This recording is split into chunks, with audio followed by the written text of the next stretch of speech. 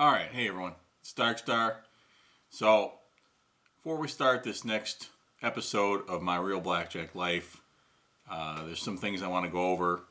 I know this is what you guys all want to see. Actually, you want to see the live casino action. This is not live casino action, by the way. This is a blackjack table in my basement. So right now you probably want to see how this is going to end, right? So these are tens that I split here, and we got a blackjack over there. Obviously with a 6 up, there's no blackjack, so this will get paid right away. Yeah, I don't have 50-cent pieces, so we'll just underpay me by 50 cents. All right, so the dealer would pick that up. So what's going to happen here? This is not what I want to talk about actually, but we're just going to do this fun stuff first. Oh, all right, that just as easily could have been an 8, by the way. I have to sort of make a disclaimer here of kind of, don't try this at home kind of thing, because the thing is, I'm going to show you how this works in a second in terms of how much risk we're dealing with here and everything, okay? In the beginning, I had a $25,000 bankroll, which is, most people would say is just barely enough to start a full-time blackjack career. I'm going to go to the computer here in a minute, and you're going to see what my risk it was and how much I could be making and all the rest of that. And all right, so this is the results of a simulation done by CBCX software that basically plays blackjack on the computer round after round. And this is a result of 2 billion rounds of blackjack. And so you get these statistics, okay? So let's go through this. This is going to be for one of the better games that I play. And what's great about it is right here. This is what we call penetration. Right here. 5.5 out of 6 decks. That means that's how many decks we play. It's a 6-deck shoe. We play 5.5 out of the 6 decks. Okay? The dealer will hit on a soft 17, and the player can double down after they split their cards. Cannot resplit their aces, can only split aces once basically. No surrender, okay? These aren't the greatest rules. These are the bare minimum rules really for a 6-deck shoe. It's not great, okay? But the penetration makes up for a lot. All right, so I started with a $25,000 bankroll. So here's where I started. Okay, and here's how I started betting. I would play $10, which is the table minimum, until we got to a true count of 2, at which point I would spread to 2 hands of 50, and then when the count got to 3, 2 hands of 75, 2 hands of 100 at 4, 150 at 5, 200, okay, times 2 hands, and I would stay there no matter how high the count got, okay?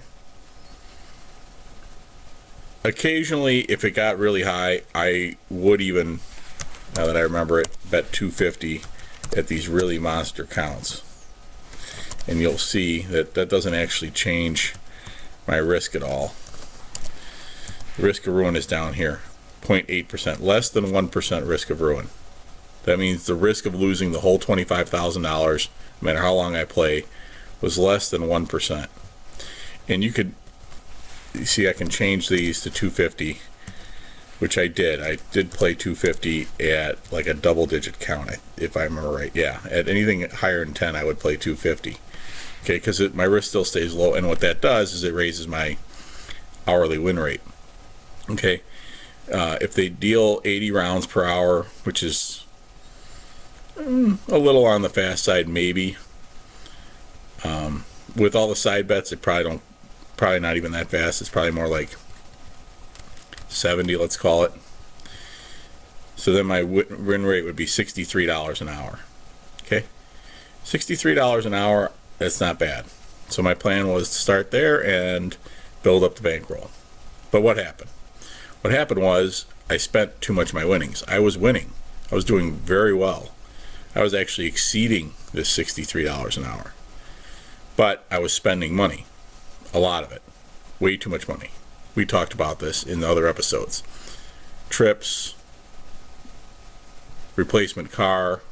If you're going to start with a $25,000 bankroll, you really need to have separate money that you're going to live on. My plan was that I would only need to live on a little bit of it because my wife has a job as well.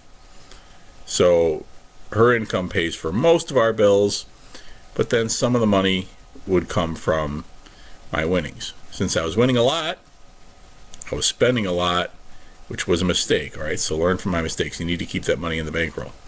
So then what happened? Well, you know what happened. If you watch episode 1 of this series, I got down to about $10,000 or a little bit less than $10,000 in terms of my bankroll. And I had to make some adjustments. So let's change this to $10,000. Okay, now we see that, oh, that's 1,000, right? Yeah, 10,000.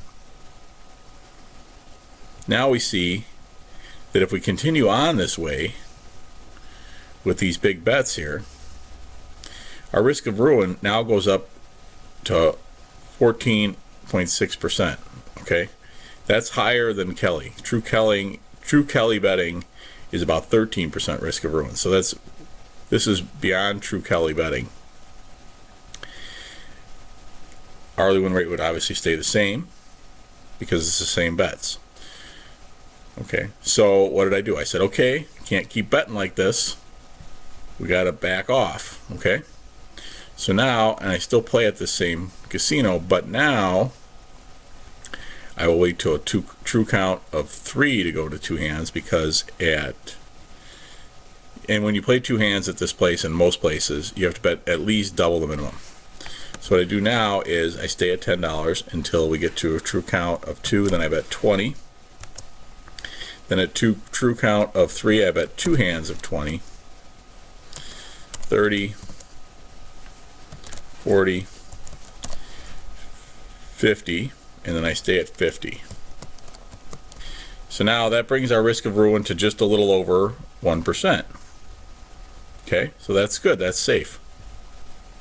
But look what happened to our hourly win rate, $10.76 an hour. So I figure, why have a $25,000 bankroll if you're not willing to use all of it? The whole point of having it is that you set that money aside. That's the money that you could live with losing for your blackjack business. So I decided right from the beginning that I would continue to breathe in and out and have food to eat if I lost the entire $25,000. So I was prepared for that from the beginning. So that's why I'm still fighting. Now, that's when I started. Now, I've still had expenses that have come out of the bankroll. And this, by the way, doesn't take into consideration expenses. Okay, you should really have a separate account for your expenses. This is just the gambling money. You should have a separate account for blackjack expenses, like travel expenses and stuff, and you should have a separate account for living expenses. Okay, you should keep those all in separate buckets. Okay, so anyway, right now I've got 5,000 left, right? So now if I keep going like this, I'm only making $10 an hour. I can't really reduce these bets much further. Okay, the table minimum is 10. If I'm going to play at this casino, that's about as low as I can go. And I have to deal with a risk of ruin of 11%, almost full Kelly. Okay, no professional would recommend playing with this high of a risk of ruin. That is crazy high. Okay, so that's why I'm saying don't try this at home. I don't recommend doing this, guys, if you've only got a $5,000 bankroll. Remember, I started with $25,000 and I was willing to lose it all. It's very possible I will lose it all. Okay, so I thought it'd be interesting for you guys to follow me, sort of a video journal here, and see what happens. See if I can turn this around or not, or what. Okay, so that's my little disclaimer. Let's get into today's show.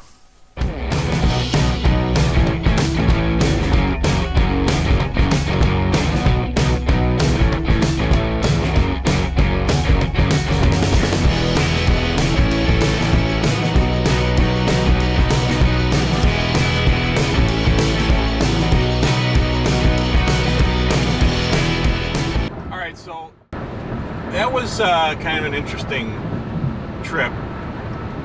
I was about ready to head home and thinking about what I was going to put on this video. I was getting ready to say something like, man, was that ever boring? This was like, you know, even though it was blackjack and I was playing all the time, I played for about 6 hours straight blackjack. I walked away for a few negative counts, you know, bathroom break, whatever, wandered around the casino. Skipped out on a few negative shoes, but pretty much played for 6 hours, and I was down $50, which actually felt a little bit like a win, like a ploppy win, I guess, you know, like back in my days when I was just playing for fun. That would have felt like a win, because at one point I was down 250, and then I came back to only being down 50, and I was like, all right, well, whatever, we're going to call it a day and head home. $50 loss is like nothing. So went out here and, you know, spent gas money and some food, you know, whatnot. And then as I'm walking out, I see there's a table and there's only one player at it. It's part of the reason I left is the tables were getting full. But now, after I cashed in my chips and everything, I'm walking out, there's a table, there's only one guy, and about 2 decks into the shoe. So I think, all right, I'll wander around a little more, get some more soda, maybe watch the football game that was on, you know, kill some time and then catch the beginning of the shoe. Well, as it turns out, the table starts filling up again, and I was about ready to leave. I was like, man, whatever, I should have just left. I'm wasting time now. But I thought, well, I waited this long, and the shoe's about to start, so I'll wait till it starts, and I'll walk in. So I walk over to the table, and it's all small cards on the table for the first round. It's a beautiful thing. Round ends, and it's +9 running count, which is about +2 for the true count. So I buy in for $300, bet $20 on the first hand, and I lose. But the count goes higher. So I bet $40 on the next one, and because I couldn't play 2 hands, there was a guy next to me. So I bet $40 because the count went up to, I'm sorry, no. I bet $30 because the count went up. Count went up to a true 3. True count of 3. So I bet $30, and I got blackjack. And this kid playing in the middle of the table goes, "Well, that was a good time to bet." I think he actually said that. That's why I'm confused, because he said that was a good time to bet $40. Well, I didn't bet $40. I got paid $45. Hopefully, I did. It should have been $45. Anyway, he said, "Oh, it's a good time to bet $40." I'm thinking, I bet $30, but whatever. So, anyway, the funny part of this whole shoe is small cards kept coming out as the kid, I'm calling him a kid, he's probably like 22, kept talking about the whole time. He keeps going, man, look at all these little shit, all these little cards coming out. It's constant small cards, where are the big ones? But he's not taking advantage of that, of course. He's just betting $5 a hand and complaining about all the small cards. And at one point it's almost like he knew the big cards had to be coming, because at one point he started out with an ace, and he goes, "Oh, watch this, table minimum blackjack." And I'm thinking, why? Why would it have to be table minimum? You know you're getting a blackjack. You know the big cards are coming. But he didn't even end up with a blackjack. You know that, you know, he keeps talking about how there's so many small cards, so many small cards, so many small cards, and complaining about it. Every round after round, he's complaining about this. And the count keeps going higher and higher and higher. And I was like the only one at the table that was winning, and of course I was betting big, so it was good. But everyone else was losing. And I lost a couple hands too, obviously, but I was doing okay. I was definitely winning more than I was losing. I told the guy next to me, I go, because they were all complaining about how the shoe sucks and everything. So I said, tell you what, let's change it up then. Move over one and I'll play 2 hands. And the dealer's like, why would you do that? You're winning. I'm like, well, I want everyone to win. Change it up, we'll all win. So I went to 2 hands of 50 because we had like a +7 at this point. True count, +7. The bottom line is I ended up winning $205 on that shoe, which is pretty good. And so that puts me at $155 profit for the day. So it's just, you know, it ended up being interesting, which it wasn't very interesting before that. Other than playing with some loudmouth drunks and blowing cigar smoke in my face, if you want to call that interesting. Anyway, so it turned out to be a profitable trip. Hoping we can build this bankroll back up. See you in about a week.